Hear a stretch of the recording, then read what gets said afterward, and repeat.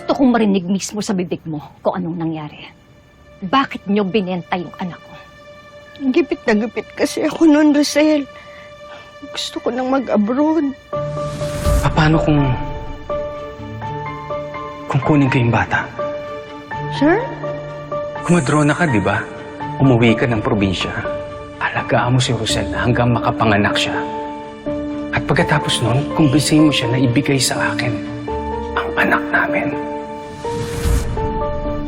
Makasarili ka talaga, no? Inisip mo lang yung sarili mo? Hindi niyo man lang naisip? Na 3 buhay ang sisirain ninyo. 3? Oo, 3! Buhay ko, buhay ni Tyrone, buhay ni Belle! Pinaghiwalay niyo yung kambal ko! Napakahayop, napakasama niyo! Sorry, Rosel. Aminado naman kami kung gaano kabigat yung kasalanan ginawa namin sa'yo. Bakit ipinalit niyo si Tali sa anak ko? Naisip ko yun. Ako nakaisip. Iniwan kasi sa amin ni Melania yung bata. Sa pilitan. O basta Maluwa, iwan ko sa'yo ito paglabas nito. Ikaw na lang maghanap ng mag-aampon nito, ha? 3 araw ka palang nanganganak. Aalis ka na? Tsaka di ba sinabi ko naman sa'yo, wala pa akong nahahanap na ampon ng anak mo. Malu naman, sinabi ko na sa'yo, di ba? May kailangan akong asikasuhin pa sa Maynila. Kaya kailangan ko na rin umalis. O, babayaran na lang kita. Ayoko kasing ayoko mag-alaga ng sanggol. Tsaka aalis nun si Malu papuntang abroad. Kaya naisipan kong ipagpalit na lang si Tali sa anak mo. Tsaka, para hindi mo maramdaman na nawalan ka ng anak. Sa tingin niyo ba? Ganun lang kadali magpalit ng anak? Ganun-ganun na lang yun? Pero Rosel, naging tahimik naman ang buhay niyo kahit papano. Oo! Pero nalaman ko din na hindi ko kadugo si Tali. Pwede mo ba akong mag-donate ng dugo kay Tali? Unfortunately, hindi po pwede, Mrs. Bakit po? Type A po ang blood type ninyo. Samantalang si Talia po ay type B negative. Paano nangyari yun? Baka po nakuha niya sa tatay niya. Sa inyong dalawa lang naman po pwede makuha ni Talia yung ganong klase ng blood type. Type O po yung tatay nung anak ko. Imposible po yun.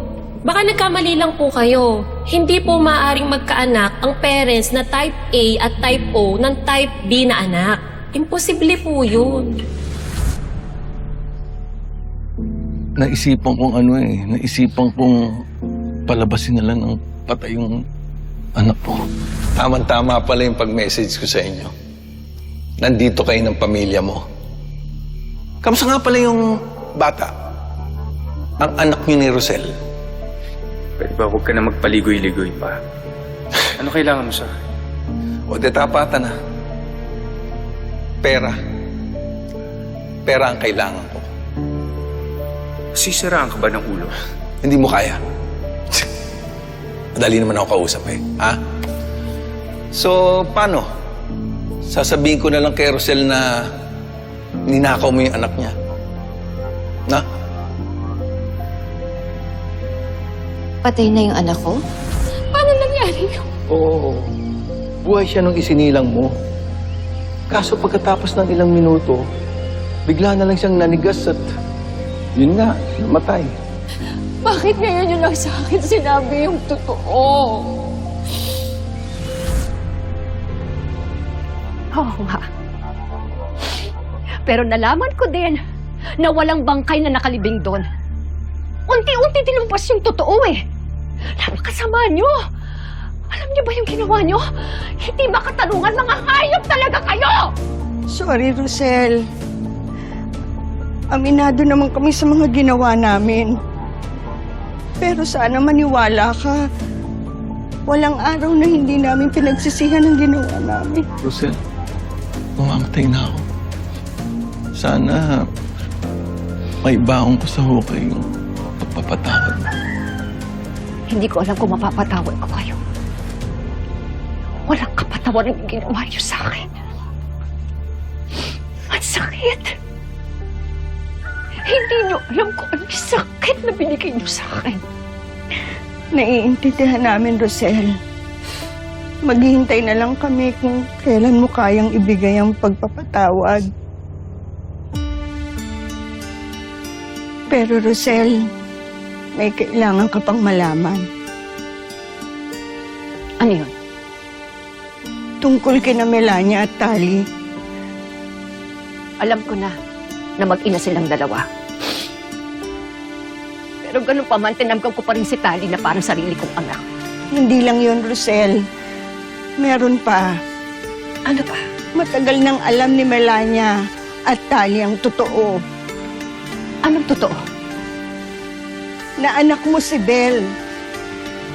Matagal nang alam ng mag-inang Melania at Tali. Inilihim nila yun sa'yo.